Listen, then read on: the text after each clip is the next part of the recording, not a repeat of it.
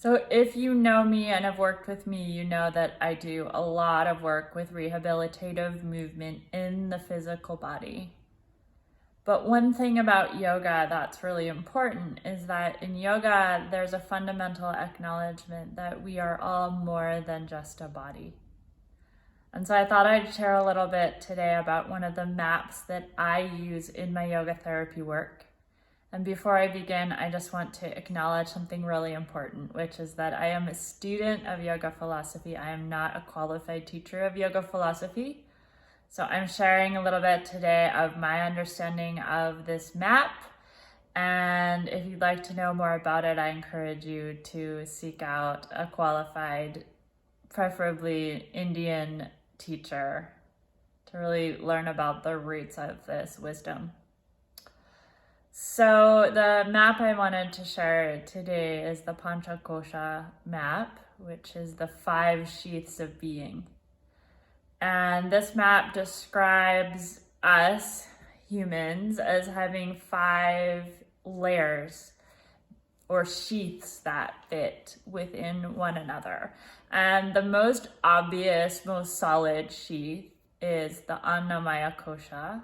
The food body, the body of matter, and that is the physical body that we're used to seeing each other walking around in.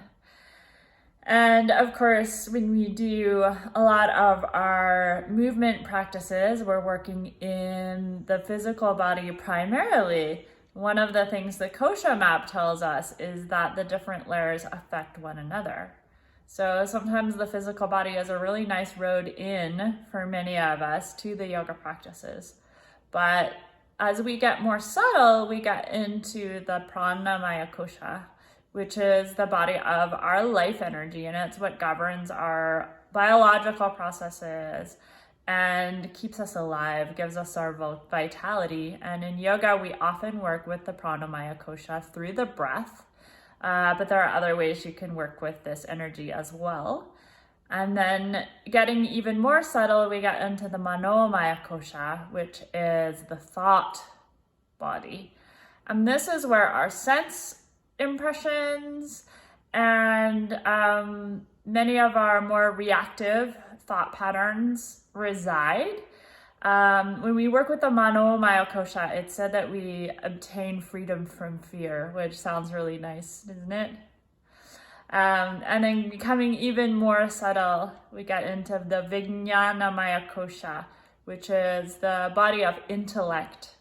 And this is interesting because in this map, there is a separation between what we might think of in like a Western psychological model as the mind, right? So there's these more automatic, more reactive thoughts and emotions and sensory impressions. That's the Manomaya Kosha. And then we get into this intellectual realm where we're dealing more with discernment and conscience and ethics and will. And when we work in this arena, it's said that we gain freedom from unhealthy patterns of thought and action.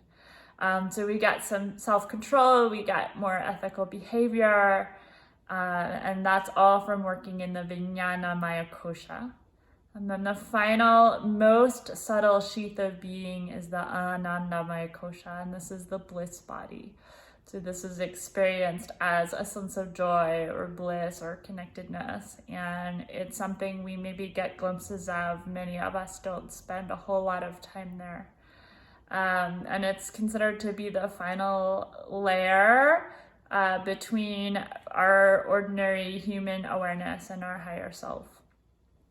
So there's lots of ways we can work with these different layers, including working where it's easiest for you. So often when I work in the physical body, I have the awareness of all these other pieces, and they may come and go while we're doing movement, right?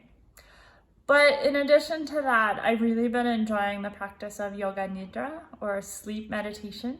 This is a guided meditation practice from the yoga tradition that really more explicitly explores the different layers of the self. So we work through meditation with awareness of your body, with awareness of your breath, and your energy, and then working a little bit in the realm of thoughts and emotions, and starting to work towards things like beliefs and other higher level thought processes, and then perhaps getting glimpses of that sense of bliss.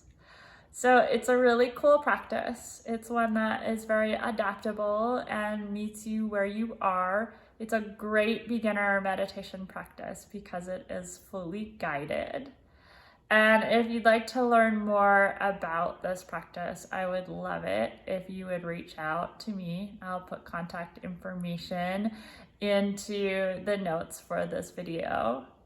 And I would love to chat a little bit more about this practice. It's a very powerful healing meditation practice that I've really been enjoying myself and loving to share with others as well.